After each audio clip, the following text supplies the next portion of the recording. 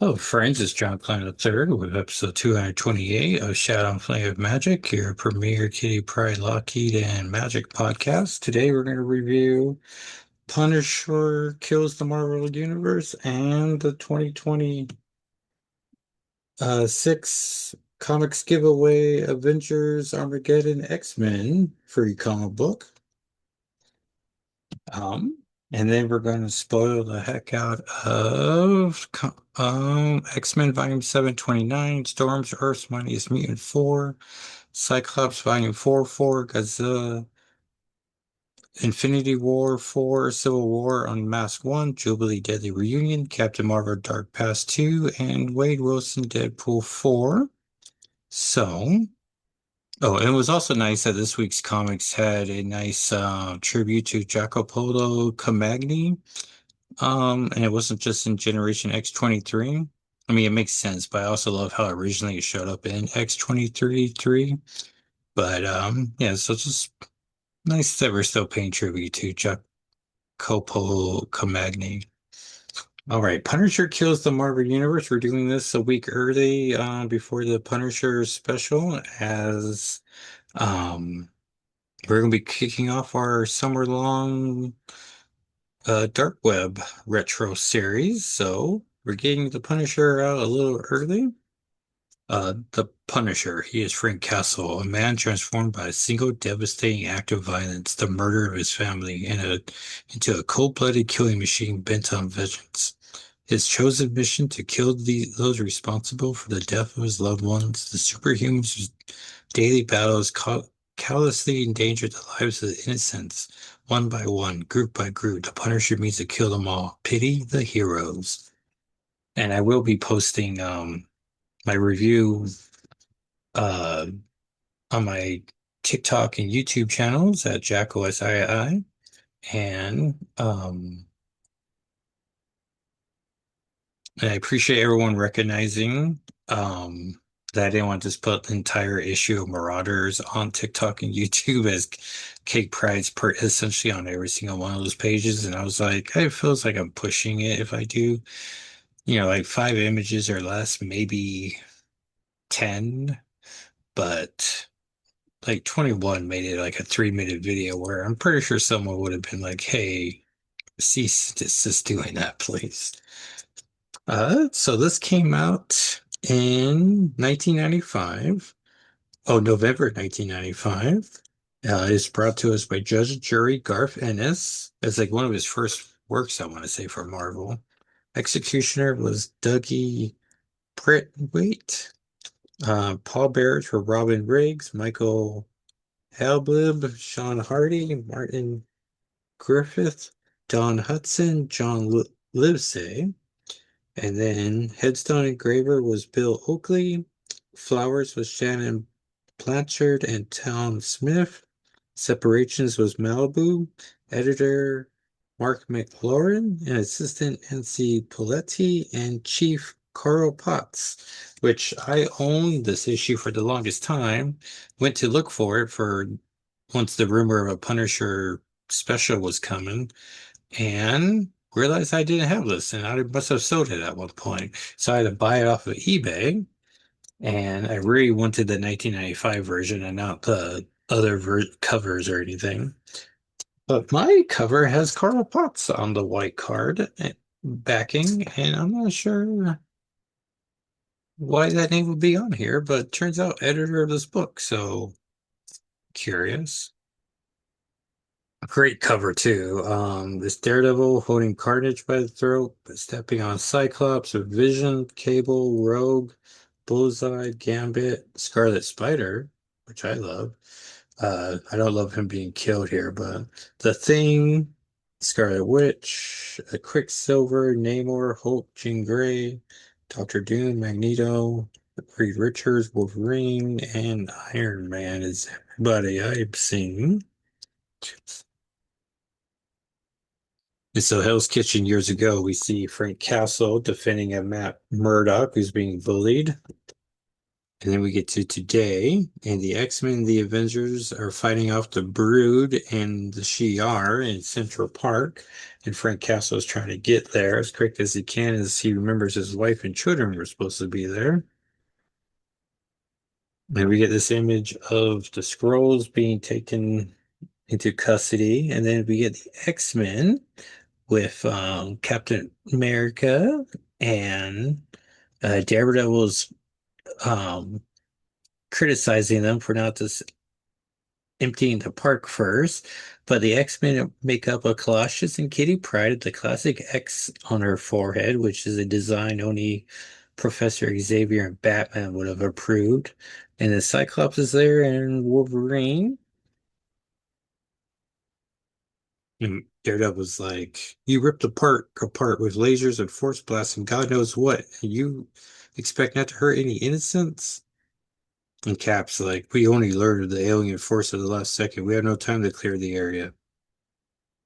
And this is none of your affair, Daredevil," which seems callous. And as Cyclops says, it was unavoidable in a crossfight like that. And it's like, oh, and Frank's realizing that's not good enough for him. He just straight up shoots Cyclops in the face. Like, what? And then he shoots Kitty Pryde straight up in the face. And I can only imagine the shock of seeing Cyclops get gunned down that she didn't take the phase. And Wolverine attacks, slashes him across the face. Daredevil can't believe what's going on. And then Matt Murdock defends Frank Castle and they go to court. And I sort of like the wording here. The judge says, and there can be no excusing the fact that you murdered some of this nation's greatest heroes and the X-Men, Cyclops and Jubilee. Which is like, well, that's clearly not Jubilee. Like, it's very long hair. It's the costume. She's standing right in front of Colossus. Like, it's clearly the Paul Smith era of X-Men.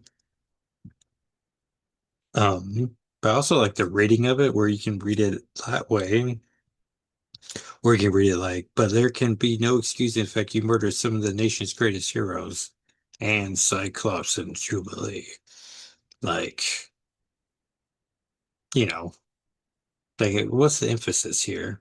So then Frank Castle's in prison for life, but on the way there, this older gentleman rescues him from the police barricade, and then they come across all these rich people who's made it their life's mission to get back at the heroes and villains as they've all been left with scars. So, like they're motivated. And so he starts his mission, and the first ones he takes out is Venom and Spider-Man. And then he's working with Micro. And then he comes across the Incredible Hulk, and then he waits until Bruce Banner shows up and then kills him. Because this is 1995, and that's probably the way to do it. He confronts the Kingpin, and then he just murders him. Matt Murdock keeps representing him, not doing a good job. And then he goes to Doctor Doom and not only kills him, but also takes his nuclear arsenal. And then we get to the cool double page splash of all the mutants are on the moon. And let's see here. We got Sinister, we got Sauron, we got Apocalypse, Magneto, Emma Frost, Sabretooth, Omega Red, Juggernaut. And then we have Rogue, Jean Grey, Iceman, Gambit, Warpath, Sunspot, Sasquatch, Puck, Storm, Cable, Colossus, Strong Guy, and Cannonball. And so they're just like, why do you summon us here? And they're like, why do you summon us here? And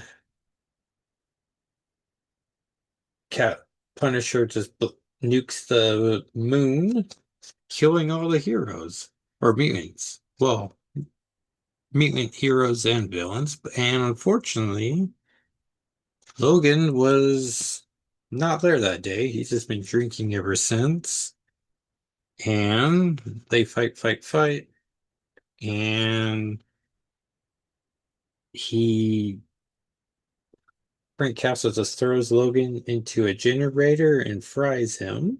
This is in 95. That's just how you would have done it. They just get a double page splash of just characters that he's just slaying. We get a repeat of Spider-Man, Ben Grimm, Ghost Rider's there, Nick Fury, Psylocke, Hulk, Cyclops, Iron Man, Emma Frost. No, I'm sorry, Invisible Woman, Gambit, Jean, Black Panther, Green Goblin, and Matt Murdock's just trying to defend them again. Then we get our two soldiers of war, Punisher versus Captain America. Captain America, we get a pretty nice commentary of um, World War II was a gentleman's war, whereas he went to Vietnam and you just in Vietnam you were prepared to just do whatever it took. And then he gets tired of the people he's been working with and starts shooting them down. And then finally it's just Frank Castle versus Daredevil. And they keep fighting and fighting. And unfortunately, no, Punisher kills Daredevil. He finds out he's Matt Murdock and he killed the last good man. So he would kill the last bad man. And that is Punisher kills the Marvel Universe. Ends on a very sad note, but it's a what if story. So it was only going to end one way, plus the title.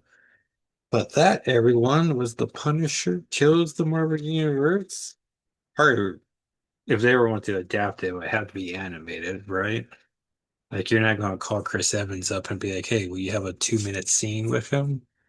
But we'll find out. So, and I did watch season one of Punisher. I think I'm 2 episodes into Punisher season two. I'm like three behind on Daredevil season three, Born Again season two. And so I don't know, I got some catching up to do. So comics giveaway. We went to Kelly's Comics, had a great time. Um, and yeah, got Avengers, Armageddon plus X-Men. So it's like, all right, all right. So honestly, this Armageddon seems like once a one war under Doom, except that it's Red Hulk fighting country per country. Like it just, I don't know. I'm not on board. Meanwhile, do they give us the credit page in here?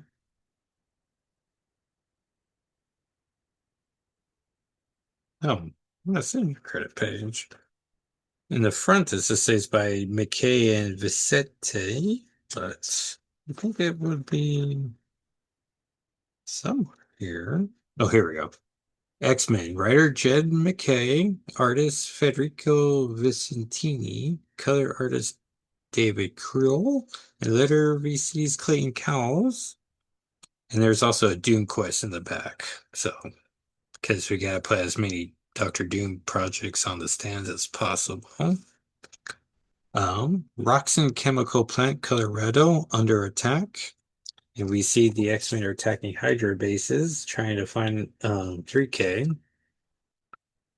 Um, as 3K's worked with Hydra. You get a great panel of magic here. Because they're just trying to take people down. Magic says involuntary. Ah, okay, I get it. So it's just cool X-Men versus Hydra. Um, Cyclops makes we're making an omelet, and Magic says she prefers quiche, and Juggernaut says wimp. This seems unnecessary, but I do like Magic hanging out with her bros, Juggernaut and Cyclops. Yeah, cool walking sequence here. Starts with Cyclops, and then the whole gang shows up.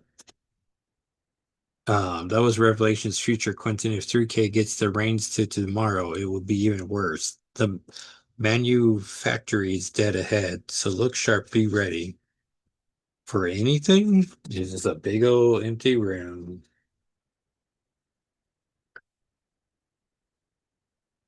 And so if that means it's empty, that means 3K got exactly what they want. And they're one step closer to the X virus, and we're one step away from stopping them. That's a cool final team that's feeling devastated. And DNX is the next event. So I doubt the X-Men are going to be involved in Armageddon as they'll be with the Fantastic Four and DNX. But then DNX or Fantastic Four seems to be involved in Armageddon. So I don't know. If Magic's on a cover, I will be getting it. But that was the free comic book day comic. And let's get through some of these comics on the list. Uh, so X-Men Volume 729. I really like seeing Psylocke and Zorn working together. They took down Maxine Danger's goons, both in the field and at the hospital, John Greycrow. I really like Cannon and Greycrow together. We later see that he's like 80% metal, so how does that work for them? I really don't like the Quentin Quire and Oya scene, and I'm sure we're not supposed to. The deputy sheriff is trying to calm them down, but they want blood. I really wish an adult X-Men was there to keep them calm. I guess Magneto's chair doesn't let him follow them. 70s Beast wakes up and realizes his danger ship is a newborn AI and is trying to learn everything it can. I like that we get not magic Cyclops and Juggernaut. Cyclops looks like a mythical Cyclops, which is pretty cool. Earth Mightiest Mutant 4, Storm versus Gods. I like that we got a scene with her parents while a sleeping 6-month-old Aurora was in the room. That was very cute. Then we get a flashback to the Krakoa era, which I'm always love, and we get a nudie booty Magic, Jean, Mystique, Kurt, Angel, Logan, and Cyclops are all there, all nude as well. Then a bunch of plot happens. Issue ends with an astronaut person holding this very issue, so that's very intriguing. Storm also sees Ferrara for a splash page, which is her daughter from the future, with very sharp teeth. Cyclops Volume 4-4. I like the dynamic Scott has with Tearjerker. Scott needs him to be his eyes. I can go for an entire issue of Cyclops is providing his opinions on X-Men's recurring villains. He isn't impressed with the Reavers, people who mutilate themselves just for a chance at killing a mutant, which they can be successful at. It is when the until they fight the X-Men, then those upgrades don't do much. Cyclops takes all the Reavers who come together looking for Tearjerker. Tearjerker can tell Cyclops enjoyed the fight, and Scott says it was necessary. May attempts an uprising, but Donald Pierce shuts him down, but finds the medal of the gods he's been looking for. Scott left his sympathy in his other pants, probably with his backup sunglasses. Godzilla Infinity War 4. I pre-ordered the Steven Segovia variant cover of Magic, who doesn't appear in this comic. This was a very fun comic until it wasn't. We get Magneto trying to keep Godzilla or Rocco. We are getting a lot of Krakoa references in comics these days, which I love to see. Meanwhile, we get Invisible Woman, Human Torch, Ben Grimm, and the X-Men, Cyclops, Jean, Iceman, and Storm. Storm gets to say Cloudberry time, which is cool. Iceman goes to kaiju size, which honestly should happen more. For some reason, he decides to fist fight Godzilla instead of, ice cubing him. Um, then Noel happens, and I just don't get the point of Noel. This was a fun comic. Um, then Symbiote showed up and take everyone down, including Altu the Watcher. Everyone but Doom, of course, as he has his own Mecha Godzilla. I do love Mecha Godzilla. Next issue, Doom versus Gnome. Concluding issue too. Civil War Unmasked 1 is Bishop from the Days of Future Past timeline. I really like seeing Emma Frost as the boss that she is. The Decimation era wasn't the best time, but it was a great era for Emma Frost. She politely turns Tony Stark down and she has 198 mutants to worry about. Bishop meets up with Tony, telling him that the future must be changed. To prove it, they go to Bishop's timeline, which seems like it's Days of Future Past, but what if the XSE were there? Which is enough to warrant its own timeline. And they fight Nimrod, which is a nice reference to Orcus and the fall of the Krakoa. No Kitty Pryde reference or Kate Pryde reference, so I didn't have to pre-order this one. Still odd to me, this subtitle Unmasked, when that plot point was famously retconned. Jubilee Daily Reunion, I guess this was delayed a week. When this was announced, I was initially concerned we were going to get yet another mysterious family member who is part of the Chinese mafia. But instead, we get a cousin who works for the Hong Kong government. We see the uncanny X-Men, but no outliers. We get an interesting story regarding the Phonics, the Phalanx, Warlock's people, the Technarchy. And yeah, just a cool Jubilee series. It's all that there was a bunch of family talk and no reference to Shogo, but I don't think we're supposed to be thinking about Shogo. Or Loki for that matter, as Marigo's not around either. Captain Marvel Dark Past 2. All I wanted from this miniseries would be a proper scene with Rogue, and not only did we get that, but Emma Frost was there too. Emma helps build a memory bridge so Carol can get a stolen memory from Rogue, and that was nice to see them all working together. Then a bunch of plot happens after that, so. Wade Wilson, Deadpool 4, more Deadpool versus Tombstone, or I'm sorry, Hammerhead. We think for a moment Blind Owl could have been killed, but turns out she was the one sending notes, which I can only imagine is an Adam Webb tribute, but I don't know. Next week's comics should be pretty great. Magic Colossus 4, Uncanny X-Men Volume 628, Wolverine Volume 820, Iron Man 5, and Ultimate Endgame 4. So at least Magic and Colossus and Uncanny X-Men. Uh, and the top 10 comics I think are all the same except Cyclops issue 4 would be at 10. So yeah, that everyone is episode 228 of Shadow and Flame. You can follow me online at JackoSII on most social platforms. And there's a podcast socials at Instagram at SNFWM. And if you're on Reddit, the Daily Lockheed's a great account to follow. And that will be the episode, everyone. So please don't have any shadows of doubt. Ignite all those flames and make like Limbo and get out there and enjoy life, everyone. Thank you so much for listening or watching, and I will talk at you next time. All right, everyone. Bye.